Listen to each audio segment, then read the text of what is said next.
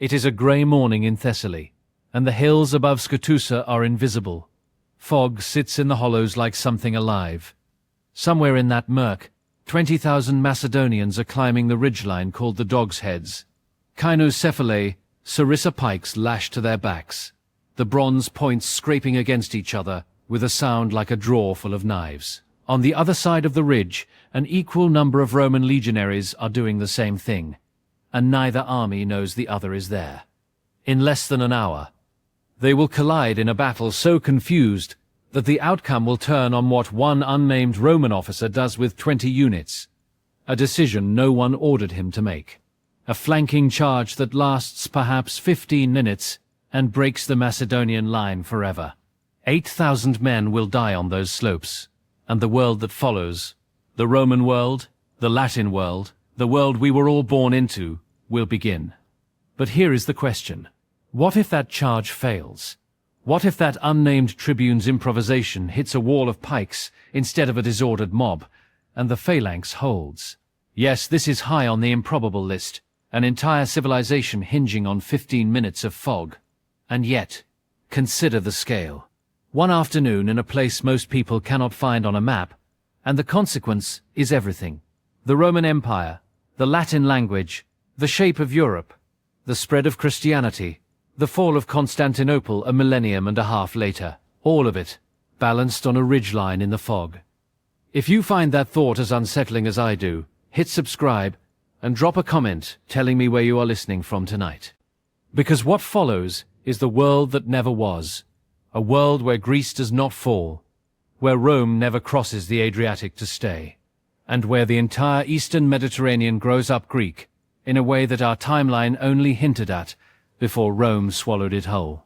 By the end, the city of Corinth, which in our history was burned to the ground and its people sold into slavery, is still standing, and it is the capital of something that has no name in our history books. And there is a question buried in that transformation that we will not be able to answer until we have followed the cascade all the way to the end. If Rome never absorbs Greek culture by conquering Greece, does Rome still become Roman? Or does something stranger happen? A Latin West that develops alone, without the Greek graft, and becomes a civilization we would barely recognize. The man standing on the ridge that morning is Philip V of Macedon, and he is 38 years old. He does not look it. 21 years of unbroken warfare have carved lines into his face that belong to a man of 50. He took the throne at 17, after his guardian Antigonus Doson died, a boy king in a kingdom surrounded by enemies, expected to fail. He did not fail.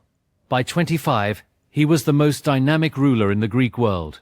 Polybius, the great historian who would later chronicle his downfall, wrote of him simply, "He was a man who could not bear to be second to anyone." In his youth, they called him the darling of Greece. Handsome, reckless, a king who fought in the front ranks and drank with his soldiers afterward. He could charm an entire city into alliance with a single speech. But the charm has curdled over the years. Philip has made enemies of nearly everyone. The Aetolian League, the island Republic of Rhodes, the Kingdom of Pergamon in western Anatolia, and now fatally Rome. His great error was not military, but diplomatic. During the Second Punic War, when Hannibal was burning his way through Italy, Philip allied with Carthage, a choice that put him on Rome's revenge list without gaining him anything useful. Now Rome has come to collect. Philip's army, though, remains the finest heavy infantry force in the Greek world. The Macedonian phalanx, the same formation that conquered Persia under Alexander the Great, is built around the sarissa, a pike nearly 20 feet long held in both hands. In formation, the first 5 ranks present a hedge of iron points so dense that no cavalry can charge it, and no infantry can face it in open ground. Polybius himself admitted the terrible arithmetic. On flat ground, in a fair fight, nothing could stand against the phalanx. The problem, of course, is that ground is almost never flat, and fights are almost never fair. The Roman decision to cross the Adriatic and challenge Philip was not inevitable. This is critical to understanding everything that follows. In 200 BCE, when the Senate proposed the Second Macedonian War, the Roman people voted it down. The Centuriate Assembly the body that approved declarations of war, said no. The citizenry was exhausted. 17 years of war with Hannibal had bled Italy white. Farms were abandoned. Whole regions of the south were depopulated. The people had no appetite for another foreign war against a king most of them had never heard of. The Senate had to recall the assembly, deliver apocalyptic speeches about Philip V as a second Hannibal, a threat to Italy itself, they claimed, though the evidence was thin, and hold a second vote before the war was approved. Even then, the margin was narrow and the enthusiasm non-existent. This was a war the Roman political class wanted, and the Roman people endured. Remember that. It matters. The man the Senate sent to fight it was Titus Quinctius Flamininus, and he was barely 30 years old. Flamininus was everything Rome wished it could be in the East. Fluent in Greek, personally charismatic, a genuine admirer of Greek culture who could quote Homer from memory and discuss philosophy with Athenian intellectuals without embarrassment. He wept real tears when discussing Greek liberty, and meant every one of them in his way. He also meant to subordinate Greece to Roman power. The two impulses coexisted in him without apparent contradiction. He was the perfect instrument for Roman soft imperialism, a conqueror who genuinely loved the people he was conquering. Flamininus arrived in Greece in 198 BCE with roughly 26,000 men. 2 legions plus allied contingents, and spent 2 campaigning seasons maneuvering Philip into a decisive battle. The stage is set. A charismatic but overextended Macedonian king, a young Roman general fighting a war his own people barely approved, and a battlefield neither of them has chosen. The morning of Cynocephalae is chaos. Fog, broken ground, 2 armies stumbling into contact on a ridgeline neither commander intended to fight on. Philip deploys his right wing first. It forms up on the high ground and drives downhill into the Roman left with devastating force. The phalanx in its glory. 5 ranks of sarissa points, the formation moving like a single organism, pushing the Roman miniples backwards step by step. Philip's right wing is winning, and winning easily, but his left wing is still climbing the ridge. The men are strung out along the slope, not yet in formation, still sorting themselves into ranks. And Flamininus, seeing his left crumble, throws his own right wing, fresh, formed ready, up and over the crest of the ridge into those half-formed ranks. The Macedonians on the left never complete their deployment. They are hit while still in column, before the sarissas are leveled, before the dense hedgehog of pikes can form. The Roman legionaries, fighting in their small flexible maniples, tear into the disordered mass. And then the moment that decides everything. An unnamed Roman tribune, Polybius records the deed but not the name, sees that Philip's victorious right wing has its back exposed. On his own initiative, without orders, he detaches 20 maniples from the rear of the winning Roman right and swings them in a wide arc behind Philip's advancing phalanx. The phalanx, locked in its dense formation, facing forward, pushing the Roman left downhill, cannot turn. The formation that makes it invincible from the front makes it helpless from behind. The 20 maniples hit the Macedonian rear. The phalanx collapses. 8,000 Macedonians die on those slopes. Livy, the Roman historian, records a detail that stayed with the legionaries long after the battle. The soldiers who stripped the Macedonian dead had never seen wounds like this. Arms lopped off at the shoulder, heads separated from bodies in a single stroke.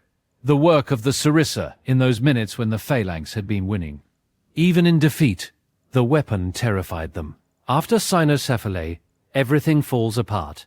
Philip surrenders his fleet, his influence outside Macedon, and his ambitions. In 196 BCE, Flamininus stages one of history's great pieces of political theatre.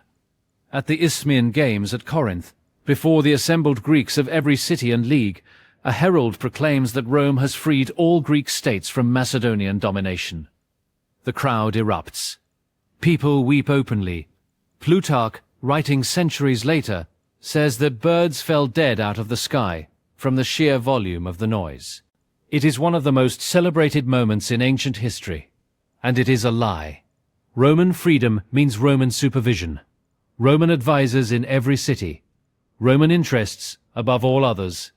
when the Achaean League pushes too hard for genuine independence. 50 years later, Rome sends Lucius Mummius, and in 146 BCE, the same year Carthage burns, Corinth is sacked. The men are killed. The women and children are sold into slavery. The artworks among the finest in the Greek world are loaded onto ships bound for Roman villas.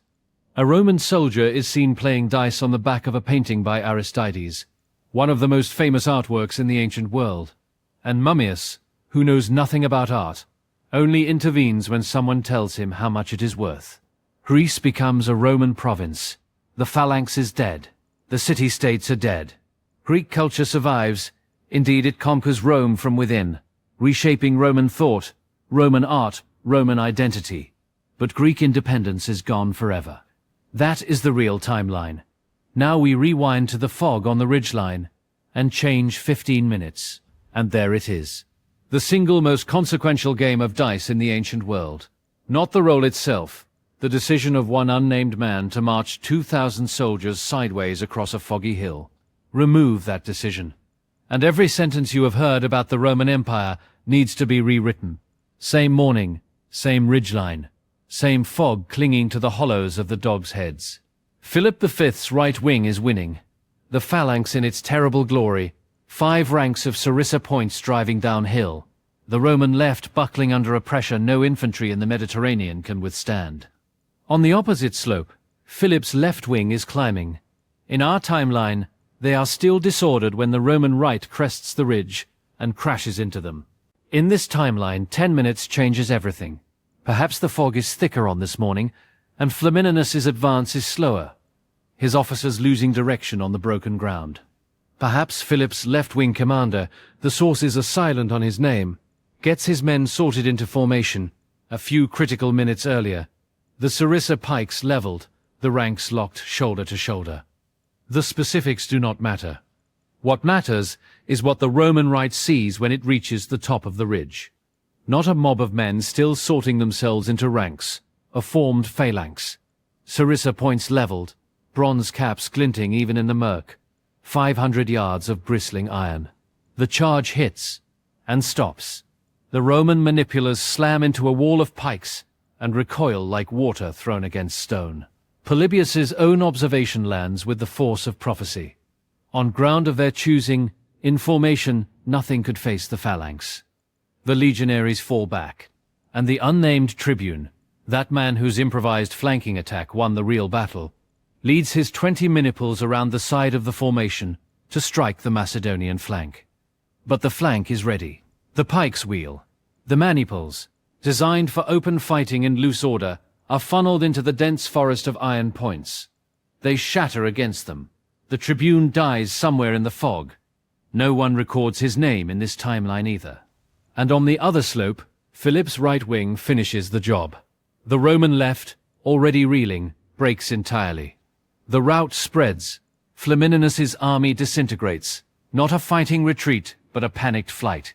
Men throwing away shields and swords, scrambling down the hillside toward the Thessalian plain. The sacred eagles, the legionary standards that Roman soldiers would die to protect, are lost in the murk. Flamininus himself escapes to the coast with a handful of cavalry. Or perhaps he does not escape at all. The young Roman who loved Greece dies on a Greek hillside, and the tears he would have wept at the Isthmian Games are never shed. The news reaches Rome weeks later, carried by exhausted messengers on fast ships across the Adriatic, and the political earthquake is immediate. Remember, the Roman people voted against this war. They were dragged into it by senatorial pressure, by carefully crafted fear of a Macedonian threat that most citizens regarded as distant and abstract. Now the Senate's war has produced a catastrophe. 2 legions destroyed in a foreign land that most Roman citizens could not find on a map, fighting a king most of them had never heard of before the Senate started sounding alarms. The domestic political backlash is ferocious. The war party in the Senate, the faction of the Scipiones and their allies, the men who pushed for Eastern intervention, faces the humiliation of their careers. The anti-war faction, vindicated in the most terrible way possible, blocks any proposal to send a new army east. There will be no reinforcements. There will be no second expedition. This is not speculation. This is how Roman politics worked.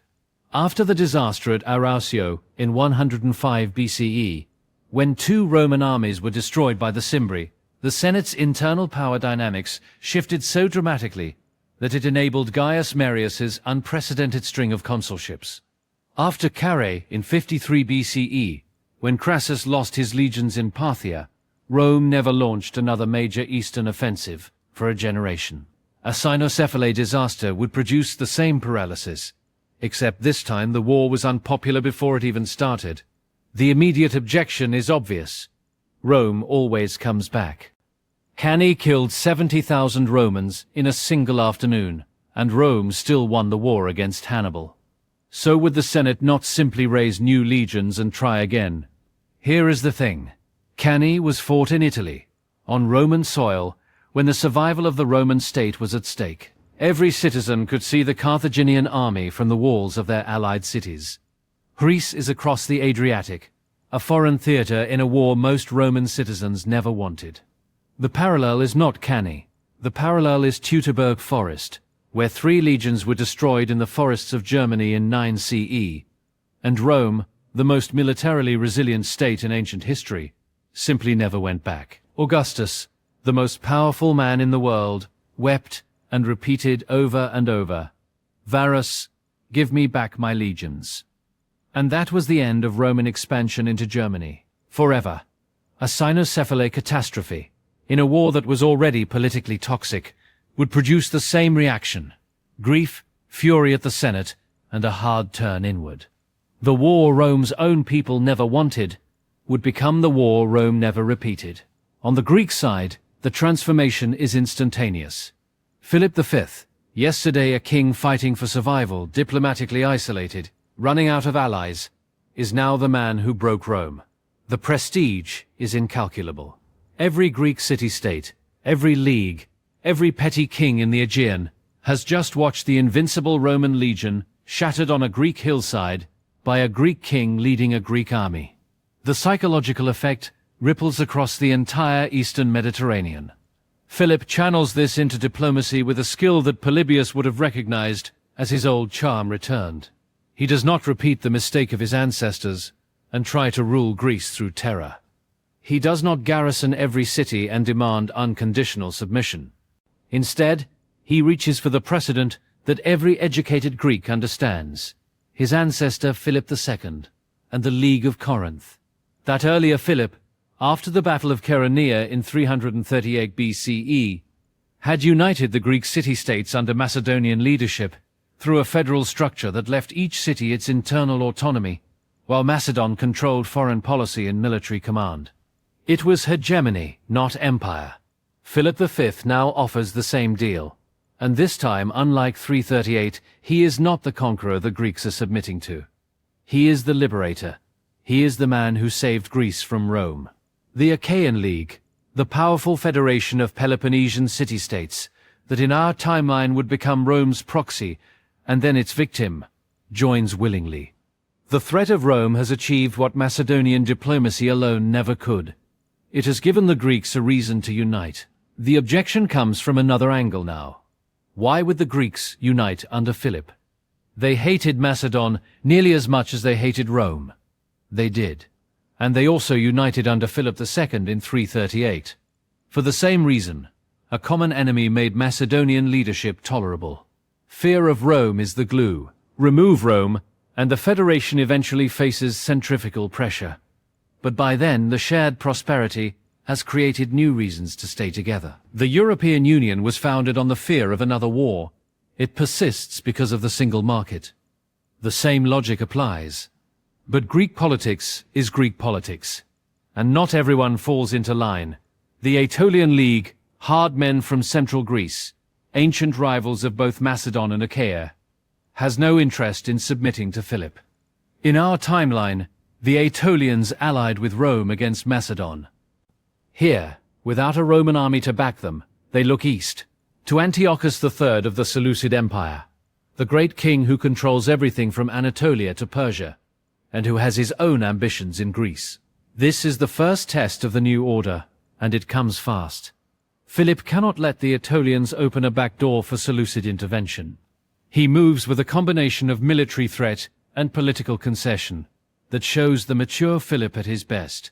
The same Philip who once charmed all Greece, now playing the statesman instead of the warlord.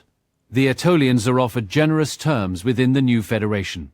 Their own military traditions preserved, a seat on the federal council, trade privileges across the Aegean. The alternative is made equally clear. Philip's victorious army is 20 days' march from Aetolian territory, and it has just destroyed the finest military machine in the western Mediterranean. The Aetolians, without Roman backing, accept. It is grudging, it is resentful. It will be a source of tension for decades, but it holds. The federation now stretches from the Peloponnese to Thessaly. Pause here and notice what has happened. One battle, one foggy morning, and the political map of Greece has flipped. In our timeline, the next 50 years are a slow, humiliating degradation. Roman advisors telling Greek cities what to do, Greek leaders hauled to Rome to explain themselves, and finally the torch put to Corinth. In this timeline, the next 50 years are a consolidation. It is not smooth, it is not peaceful, but it is Greek. In our timeline, Antiochus III invaded Greece in 192 BCE at the Aetolians' invitation, and was crushed by Rome at Thermopylae the following year, and then at Magnesia in 190. In this timeline, without Rome in Greece, the dynamics are entirely different. Antiochus still wants the western coast of Anatolia and influence over the Aegean. He is the most powerful king in the world. His empire stretches from the Hindu Kush to the Mediterranean. He has just completed his Great Eastern Campaign, the Anabasis, from 212 to 205 BCE, reconquering Bactria and Parthia as vassals, restoring the boundaries of the old Seleucid realm by sheer force of will. He styles himself the Great, and he has earned it. Now he looks west and sees not a Roman protectorate in Greece, but a newly unified Greek federation under a Macedonian king, who has just defeated Rome. Two Greek world superpowers are staring at each other across the Aegean. The confrontation comes in the 190s BCE, over the Greek cities of western Anatolia. These cities, Ephesus, Miletus, Pergamon, Smyrna, are among the richest in the Greek world, and both Philip and Antiochus want influence over them. In our timeline, it was Rome that liberated them from Antiochus after Magnesia. Here it is Philip V and the Greek Federation that contests Seleucid expansion. The result is not a massive war. Neither side wants one. Antiochus knows the phalanx that broke Rome is waiting for him. Philip knows the Seleucid army is 3 times the size of his. Instead, it is a tense standoff, diplomatic missions, naval demonstrations, proxy maneuvering among the Anatolian cities that produces a negotiated settlement in the mid-180s. The Aegean and the western Anatolian coast fall within Macedon's sphere. The interior of Anatolia remains Seleucid. The Greek cities of Asia Minor, Pergamon, Ephesus, Smyrna, become associated members of the Greek Federation, contributing ships and money but not troops. It is an imperfect arrangement, but it gives the Federation control of both sides of the Aegean, and the commercial wealth that flows through those waters. Can 2 Hellenistic kingdoms really negotiate a stable border instead of fighting to the death? They can, and they did. The Seleucids and Ptolemies maintained a contested but largely stable frontier in Syria for over a century, with periodic wars but no annihilation. More to the point, the Seleucid Empire is already beginning its long eastern disintegration. Parthia will break away permanently in the 170s. Bactria is effectively independent. Antiochus's successors will have bigger problems than a fight with a unified Greece they cannot win. Now enter the man Plutarch, called the last of the Greeks. Philopoemen of Megalopolis, born around 253 BCE in the Peloponnese, grew up watching his city menaced by Sparta, and devoted his life to military reform. He was a soldier's soldier, lean, tireless, indifferent to luxury, the kind of commander who drilled alongside his men and slept on the bare ground the night before a battle. In our timeline, he reformed the Achaean League's army, replacing the old hoplite equipment with Macedonian-style arms, and drilling the citizen levies into something approaching a professional force. Then he watched helplessly as Rome made all of it irrelevant. He died in 183 BCE, captured by Messenian rebels, forced to drink poison in a prison cell. The last of the Greeks, because after him, there was no Greek leader who mattered. In this timeline, Philopoemen lives. Without Roman interference, the Achaean League's army is not a tragic irrelevance, but the southern anchor of the Federation's military system. And Philopoemen, who studied the Roman legion with the meticulous attention of a professional who respects his enemy, becomes the Federation's great military reformer. He has seen what the Romans see. The phalanx, magnificent on chosen ground, is vulnerable on broken terrain in confined spaces, in the chaos of ambush and pursuit. His answer is not to abandon the phalanx, but to hybridize it. The core remains the Macedonian pike phalanx for set-piece battles on open ground. But the flanking formations are reorganized along Roman lines. Smaller, more flexible units capable of independent action on rough terrain, armed with the shorter spear and the large round shield. The best men train in both systems. Within a decade, the Greek Federal Army is the most tactically versatile force in the Mediterranean. It can fight as a phalanx. It can fight as both simultaneously. Military hybridization sounds like wishful thinking, but it is exactly what happened in the real world, just on the other side. After Rome defeated the Seleucids at Magnesia in 190 BCE, the Seleucid army adopted Roman-style infantry formations within a single generation.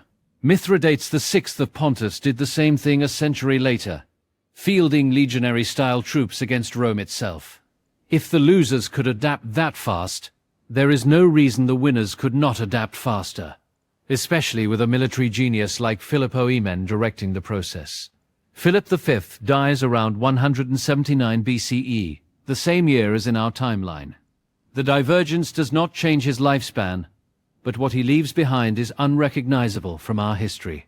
Instead of a broken, diminished kingdom stripped of its fleet and its dignity, his son Perseus inherits a Greek federation stretching from the Peloponnese to western Anatolia, with the strongest army in the eastern Mediterranean and the commercial wealth of the Aegean flowing through its ports. Consider Perseus for a moment. In our timeline, this man is dragged through Rome in chains, a spectacle for jeering crowds, and dies in a foreign prison. In this timeline, he is the architect of a Greek constitution. Same man, same bloodline, same intelligence. One battle's difference, and he goes from prisoner of war to founding statesman. Perseus's challenge is not military. It is constitutional. The Federation is still fragile. Sparta, true to form, has spent the last 2 decades sulking at the edges, occasionally threatening to secede. Athens, culturally supreme but militarily irrelevant, demands a prestige role it has not earned. The Aetolians are Aetolians. Perseus's great achievement, and it takes most of his reign, roughly 179 to 155 BCE, is the formalization of the federal structure into something that can survive the death of a strong king. He creates a federal assembly that meets at Corinth, the ancient League of Corinth site, deliberately chosen for its symbolism, a common coinage, a federal navy, and a shared legal framework for commercial disputes. It is not democracy as Athens once knew it. It is not the absolutism of the Ptolemies. It is something new, a federal monarchy, with Macedon as the permanent leading member and the king as commander-in-chief, but with enough autonomy for the member states to prevent the resentment that tears empires apart. Across the Adriatic, Rome is adjusting to a world it did not expect. The failure in Greece has not weakened Rome. It is still the dominant power in the Western Mediterranean, but it has redirected Roman ambition. Without the Eastern wars that consumed Roman energy from 200 to 146 BCE in our timeline, Rome turns its full attention westward and southward, earlier and more aggressively. Carthage, in our timeline, was destroyed in 146, the same year as Corinth, in a neat and terrible symmetry. In this timeline, without the Greek distraction, the Third Punic War comes earlier and is even more thorough. Rome consolidates North Africa, pushes deeper into Spain, and begins the conquest of Gaul perhaps a generation before Caesar's real campaigns. The Roman West is built faster and more completely. But it stops at the Adriatic. The Eastern Mediterranean is someone else's water. This produces a Rome that is recognizable but different, still expansionist, still militaristic, still driven by the internal pressures of a republic designed for a city-state straining under the weight of empire, land-hungry veterans, ambitious generals, a senatorial elite clinging to outdated institutions. But these pressures play out in a smaller theater. Does Rome still produce a Caesar? Perhaps. But this Caesar conquers Gaul and Spain and North Africa, not the entire Mediterranean. The empire that emerges, if an empire emerges, is Western, Latin, and bounded by the sea. Think about what this means. In our timeline, Roman legions marched from Scotland to Mesopotamia. In this timeline, the eastern border of Roman power is the Adriatic coast. The same state, the same people, the same institutions, and a completely different footprint on the map, because of one morning in Thessaly. By the mid-2nd century BCE, the economic consequences of Greek federation have compounded into something transformative. The Aegean, always the richest body of water in the ancient world, is now a Greek lake, policed by a federal navy built around the Rhodian and Macedonian fleets. Piracy, which plagued the real-world Eastern Mediterranean until Roman intervention, is suppressed by a navy that has both the ships and the political authority to act decisively. The result is a commercial explosion. The port of Corinth, sitting on its narrow isthmus, controlling trade between the Western and Eastern Mediterranean, becomes the richest city in the Greek world. In our timeline, Corinth was destroyed in 146. Here, it thrives. The Diokos, the ancient stone trackway across the isthmus that allowed smaller ships to be hauled overland from one sea to the other, is expanded and improved. With Greek engineering talent and Greek political will concentrated in a single state, the canal across the isthmus that everyone from Nero to the modern Greek government dreamed of cutting is attempted, and perhaps completed, within a century. Delos, which in our timeline became the largest slave-trading port in the Mediterranean, within a single generation of being declared a free port, here becomes the Federation's central commodity exchange. Grain from Egypt, olive oil from the Peloponnese, wine from the Aegean Islands, metals from Spain and the Black Sea, timber from Macedon, all flowing through its harbor. The wealth feeds back into the Federation's power. Greek merchant colonies spread west along the Italian coast. Greeks have lived in southern Italy for centuries, in the cities of Magna Graecia, and now they have a powerful patron state behind them, and east into the Black Sea and the Levant. The commercial network is not new. Greeks have been traders for 500 years. But for the first time since Alexander, there is a unified Greek political authority protecting and taxing that network. Could a federation of quarrelsome city-states really run a unified commercial empire? It sounds too neat. But consider Rhodes. In our timeline, the tiny island Republic of Rhodes, a single city-state with perhaps 40 warships, maintained naval dominance over the eastern Mediterranean for decades. It enforced maritime law across thousands of miles of sea lanes through sheer diplomatic skill and naval excellence. A federation with 10 times Rhodes's resources and 100 times its manpower does not need to be more impressive than Rhodes. It just needs to be Rhodes at scale. The Adriatic becomes the ancient world's great divide. On the western shore, Roman power. On the eastern shore, Greek power. Between them, the rump states of Illyria and Epirus. Buffer zones where both powers have clients and neither has total control. Tensions are periodic. There are naval skirmishes, proxy conflicts in the Illyrian mountains, commercial rivalries over the trade routes of the central Mediterranean. But full-scale war does not come, because neither side wants it. Rome remembers the fog on the dogs' heads. Greece remembers how close it came to subjugation. This cold peace produces something unexpected: cultural exchange without political subordination. In our timeline, Greek culture was absorbed into Rome as the culture of a conquered people. learned by Roman elites, certainly, but always with the unspoken asterisk of conquest. Educated Romans spoke Greek the way European aristocrats spoke French.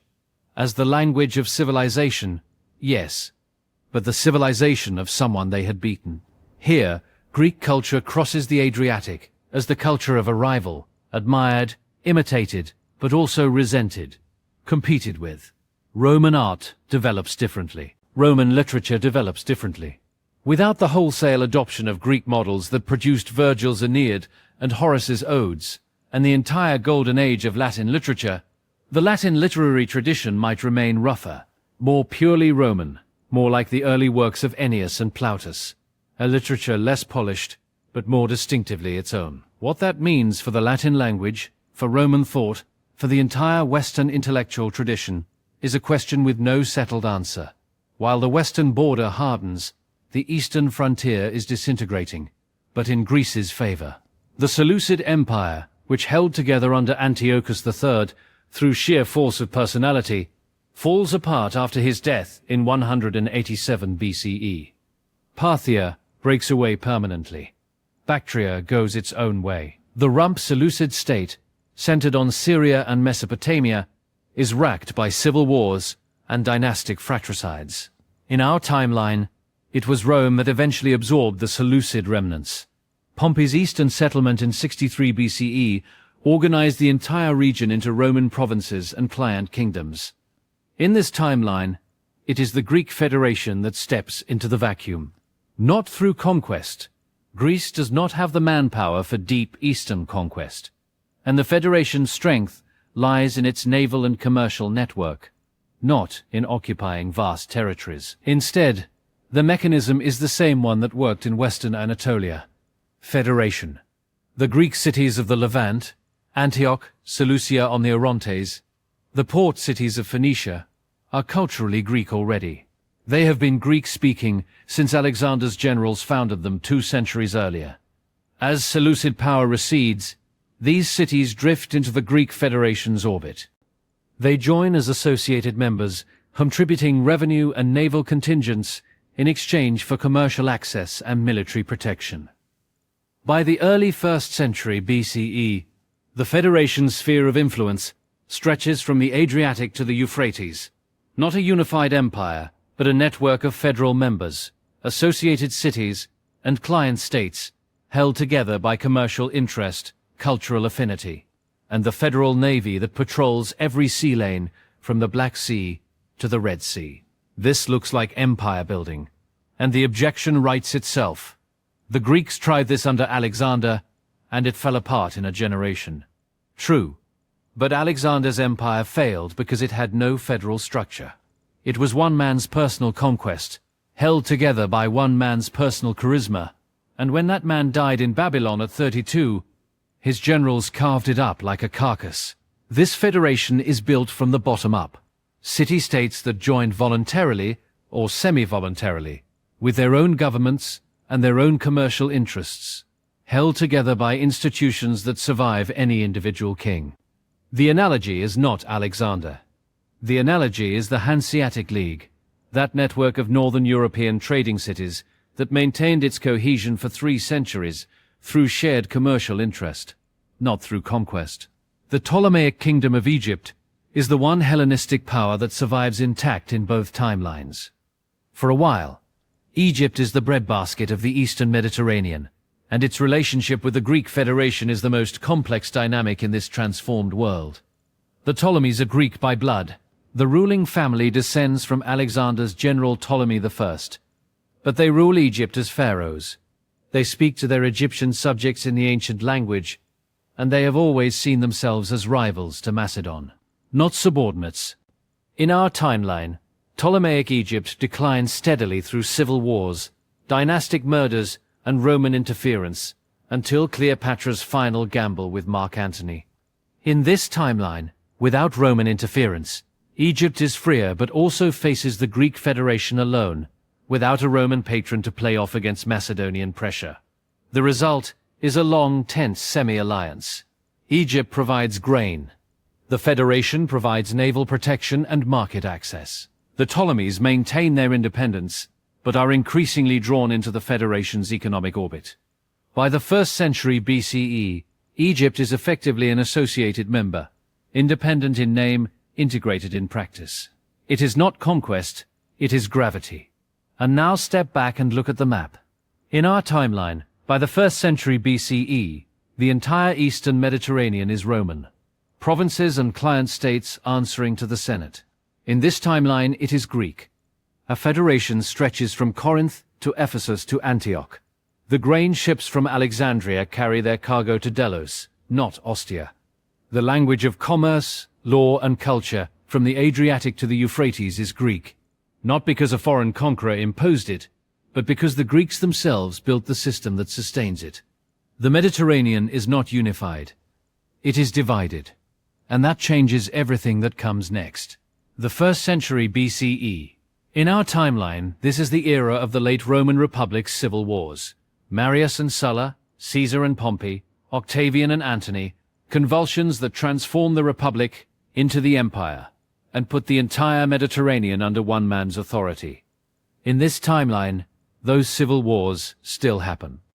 The internal pressures on the Roman Republic are structural. The mismatch between city-state institutions and imperial reality. The problem of landless veterans. The ambition of military strongmen. And these pressures do not depend on Eastern expansion. But they play out in a smaller theater, and the outcome is a Western empire, not a universal one. Meanwhile, the Greek world is experiencing something our timeline only hints at, a sustained Hellenistic golden age, undisrupted by Roman conquest. The great libraries, Alexandria, Pergamon, Athens, are not just preserved, but expanded. In our timeline, the Library of Alexandria survived into the Roman period, but was gradually diminished by neglect, political upheaval, and the indifference of successive rulers who saw it as a curiosity rather than a strategic asset. Here, under an autonomous Greek state that takes cultural prestige as a matter of national identity, the library is the centerpiece of a deliberate knowledge project. The philosophical schools of Athens, the Academy, the Lyceum, the Stoa, the Garden of Epicurus, are not curiosities tolerated by Roman governors, but living institutions funded by a federation that sees philosophy as part of its civilization's core infrastructure. Young men from every Greek city are educated in Athens. The language of the educated world from the Adriatic to India is Greek, and it is spoken by the citizens of a powerful state, not the subjects of a foreign empire. Here is a thought that might keep you awake, or not, depending on how deeply you have been listening. In our timeline, almost every ancient Greek text that survives was preserved by Roman and then Byzantine copyists. If the Greek world had never fallen, if its libraries had never been disrupted, if the chain of transmission had never been broken, how much more would we have? How many lost plays of Sophocles, lost books of Aristotle, lost treatises of Archimedes, would still be sitting on a shelf in Alexandria, unburned, unlooted, still being read? This is where the most speculative, but most grounded leap occurs. Greek science in our timeline was extraordinary, and then it stalled. Archimedes' engineering, war machines that held off a Roman siege for 2 years, optical devices, hydrostatic principles that still bear his name. Hero of Alexandria's Aeolipile, a working steam turbine, a metal sphere that spun on jets of steam, used as a parlor trick, a toy, a demonstration piece. Eratosthenes' measurement of the Earth's circumference, accurate to within 2%, using nothing but shadows, geometry, and a man hired to pace the distance between 2 Egyptian cities. The Antikythera mechanism, a geared astronomical computer of staggering complexity, recovered from a Roman-era shipwreck, its interlocking bronze gears computing the positions of the sun, the moon, and the planets with a precision that would not be matched for over 1,000 years. These were not dead ends. They were lines of research that stalled because the political and economic conditions to develop them disappeared. The Roman Empire valued practical engineering, roads, aqueducts, concrete, but had little use for theoretical science or mechanical innovation when slave labor was cheap and abundant. A society that can throw 10,000 slaves at a construction project does not need a crane. A society that can work human beings to death in the mines does not need a steam engine. A unified, wealthy, commercially competitive Greek federation has different incentives. Naval warfare rewards mechanical innovation, better siege engines, better catapults, better ship designs. Long-distance trade rewards precision instruments for navigation. The Aeolipile does not become a steam engine overnight. The coherence of the real world holds. The metallurgy is not there yet. The fuel infrastructure does not exist. But the incentive structure that makes tinkering worthwhile is present. Greek engineering, already the most sophisticated in the ancient world, has a patron state and a commercial market. The Antikythera mechanism is not a lonely marvel lost on a single ship. It is the most famous product of a thriving tradition. Does this produce an industrial revolution 2,000 years early? No. That requires convergences of fuel, metallurgy, and social structure that are centuries away. But it produces a world where the Hellenistic scientific trajectory continues instead of flattening, and over centuries, that compounds. The objection here is the big one. The ancients could never have had an industrial revolution. And that is probably true, probably. But that is not the claim. The claim is that Greek science, which was genuinely accelerating before Roman conquest disrupted its institutional base, continues to accelerate in a world where that base is preserved and expanded. Song Dynasty China shows what happens when a sophisticated civilization sustains its scientific institutions over centuries without catastrophic disruption. Gunpowder, movable type, the magnetic compass, the blast furnace, all developed before Europe reached the same points. There is no reason to assume Greek civilization, which was at a comparable level of sophistication, could not have produced comparable time. Now the cascade reaches its deepest and most transformative layer. In our timeline, Christianity arose in Roman Judea, spread along Roman roads, was organized on the Roman provincial system, was preached in Roman cities by Paul of Tarsus, and eventually became the state religion of the Roman Empire under Constantine. The entire infrastructure of Christian expansion, the roads, the cities, the common language, the legal framework, the unified political authority, was Roman. Without a universal Roman Empire, the conditions that made Christianity's global spread possible are fundamentally different. This does not mean Christianity does not arise.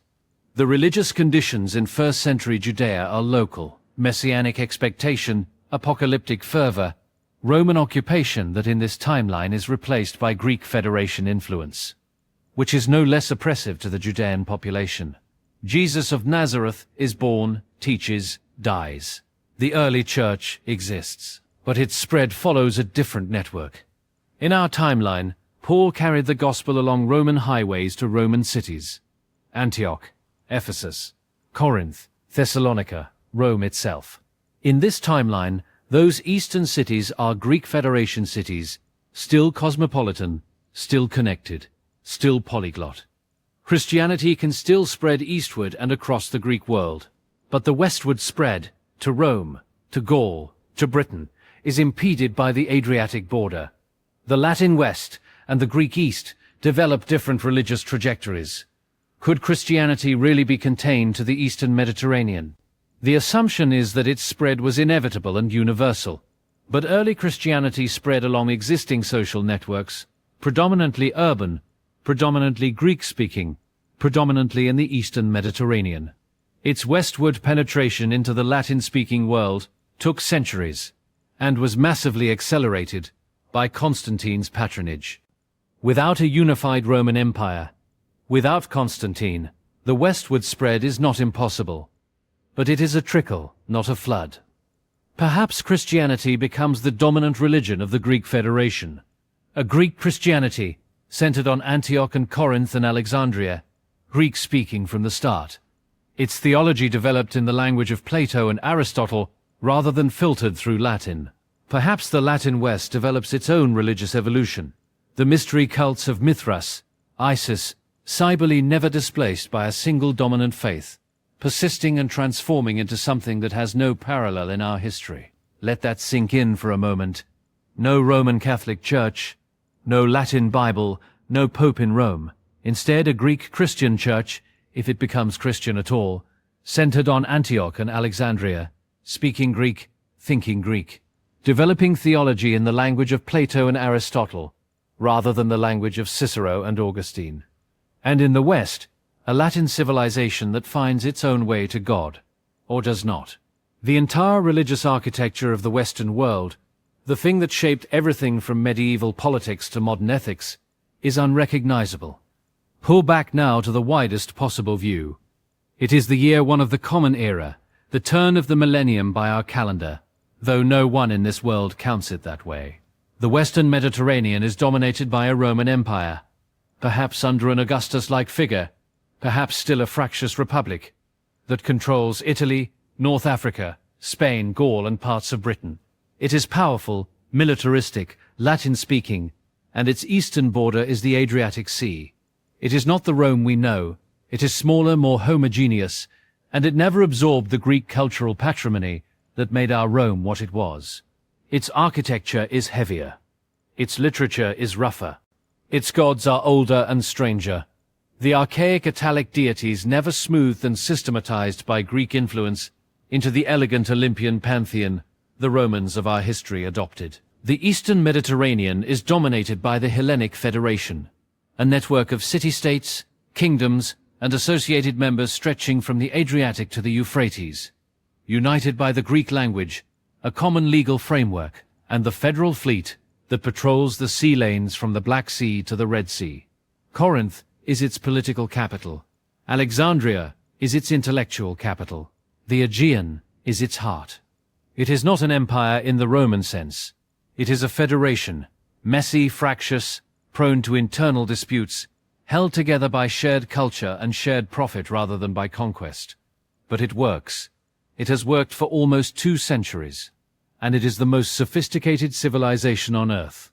Between them, a contested middle, Illyria, the central Mediterranean islands, the sea lanes of the Ionian Sea, a no-man's land of diplomats, merchants, pirates, and spies. And to the east and north, the forces that will eventually challenge both, Parthia pressing against the Euphrates, the Germanic tribes pushing against the Rhine, the steppe peoples stirring in the darkness beyond the Danube. But those are stories for other centuries. In our timeline, the Roman Empire at its height contained roughly 60 million people under one government, the largest political entity the Western world would see until the 19th century. In this timeline, that 60 million is divided, perhaps 35 million in the Western Roman Empire, perhaps 25 million in the Hellenic Federation, with the rest scattered among client states and buffer zones. No single power controls the Mediterranean. No single language dominates. No single religion unifies. The ancient world is not one, it is 2. And neither side can imagine it any other way. And from here, the questions only multiply.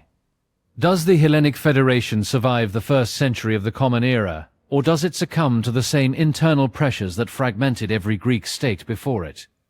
If it holds, if the federal institutions that Perseus built prove stronger than the centrifugal forces of Greek pride and local jealousy, what does it become by the 5th century, when in our timeline, the Western Roman Empire collapses under the weight of migration and civil war? Does a Greek East, already federal, already accustomed to managing diversity and absorbing newcomers through commerce rather than conquest, weather that storm better than Rome did?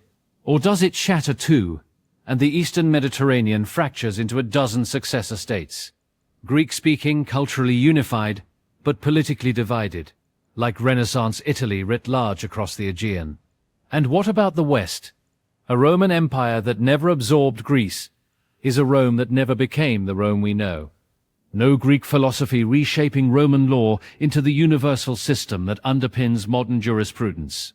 No Virgil modeling the Aeneid on Homer, giving the Latin world its founding epic. No Hadrian building his villa in the Greek style, filling it with Greek statues, writing his letters in Greek.